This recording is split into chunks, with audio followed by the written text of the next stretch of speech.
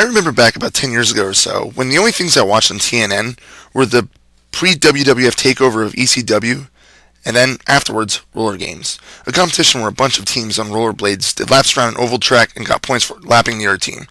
Basically, each team had two different types of people. The skinny speed demons, and the larger brutes who blocked the skinny guys.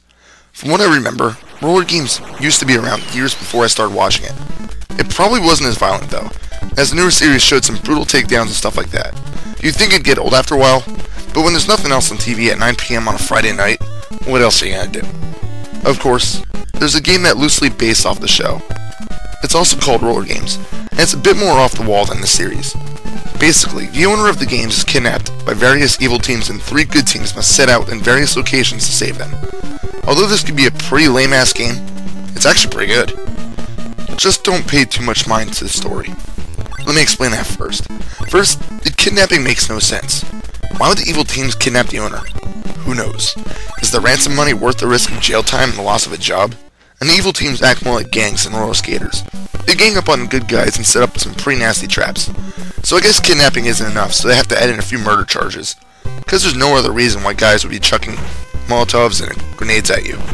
Or even hire a hitman to fly an attacking helicopter and fire missiles at you. So you travel across various areas that bear no sense and beat up the various teams. In about half of the stages, you fight a boss that's typically so over the top, you wonder if it's really part of the team. I'd assume that the owners of the bad teams. Once you defeat the final boss, there seems to be some sort of mystic or something. You win and get what should have been made more sense as the opening scene. The grammar though. Good God, the grammar's awful. So yeah, let's skip the grammar lessons and move on. Let me go through the stages quickly. The first level is an urban romp, and is a good place to learn the controls. It's pretty simple for the most part, as long as you practice the timing enough to know how to make the jumps correctly. The boss isn't too bad, if even hilarious. Once you defeat his team, he'll just jump down from his perch and start running in an angry rage. You can only hit him when he has to stop running and catch his breath. Otherwise, he'll just plow right over you. The second stage is one of the 2 annoying highway segments, where your whole purpose is to avoid all the obstacles placed in your way. Granted, these highways are in the worst condition I've ever seen a road in, as there's huge cracks and gaping holes all over the place. Yet, there's still vehicles traveling on it.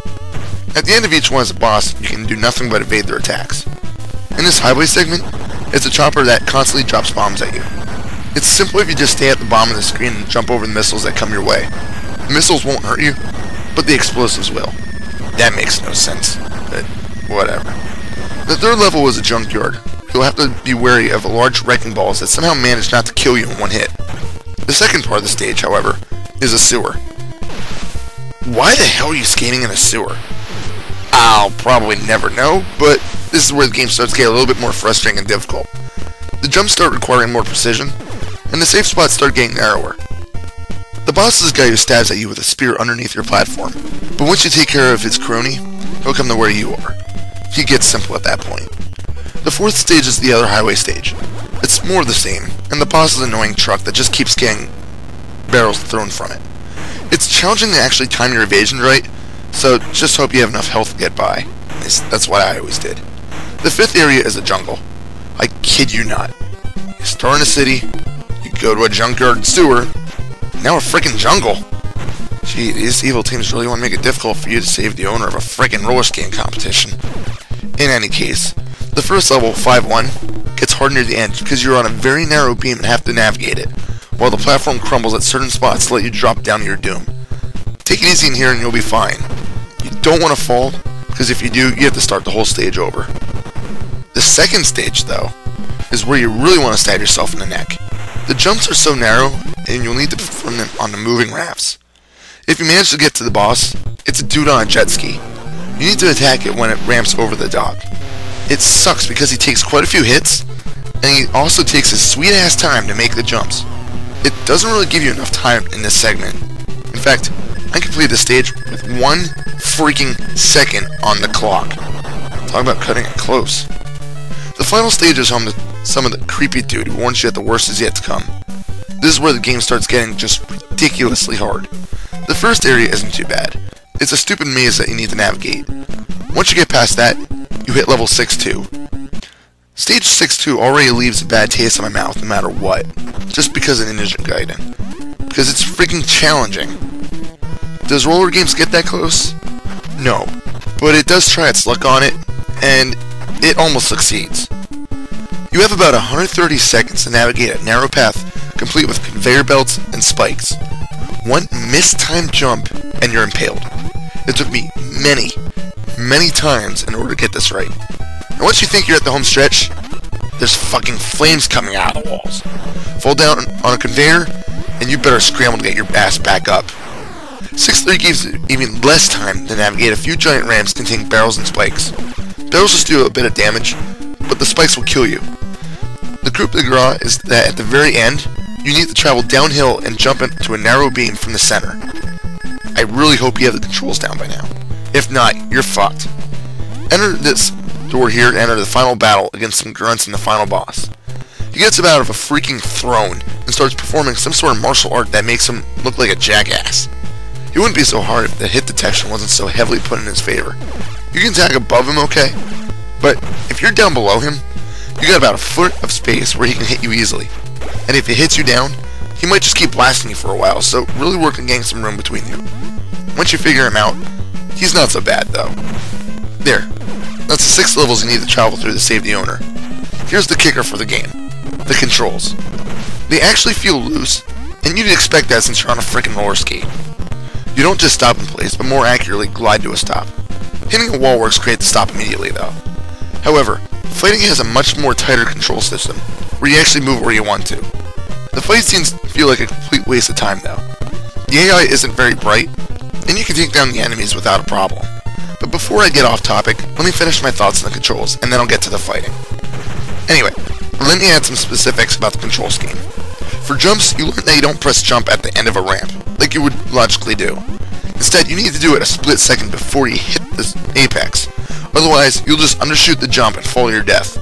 Jumping in the second area of the jungle is also torture, because you need to time yourself so that you land on the rafts and not the water. 6-2 on is worse, with the spikes and conveyors. There's also a lot of areas that contain narrow beams, and one wrong move causes a bad fall. You may want to slow yourself down until you get the hang of it. As I said though, the controls would be considered too loose if you were just walking, but since you're on skates, it's acceptable. So the fighting? It's way too easy. Enemies die when knocked down twice, with the exception of bosses. The thing is that it seems that there's no real health meter for the enemies, as either 1 punch or 5 hits can take someone down. It's not consistent, so just mashing the punch button can usually allow you to proceed. Also, you're able to take down your opponents before they mount an attack, so it just feels like it's something that could have been left out of the game without a hitch. Of course, the boss battles, I've been able to stay, but the midpoint battles? Meh. So as I said, the difficulty curves up steeply and quickly, but it's not impossible. You get infinite continues, which helps tremendously. So all those attempts at 6-2, 10 continues later I managed to finish it. Being that this is an Ultra and Konami game, of course you need to expect kick-ass music, and yes, it's present. Even from the first song, it's catchy, addicting, and it doesn't get old. The odd boss battles are even accompanied by some strange boss music. It's easily a soundtrack that I can listen to consistently and not get bored of it. The graphics, once again, they look pretty impressive. The characters have some detail to them, but are strangely faceless, making one character look like it could have been a unisex look.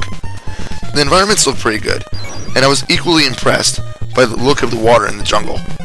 However, the only downside is that the highway scenes look pretty bland, but being that there's only 2 of them, it's not too degrading. Onto the characters.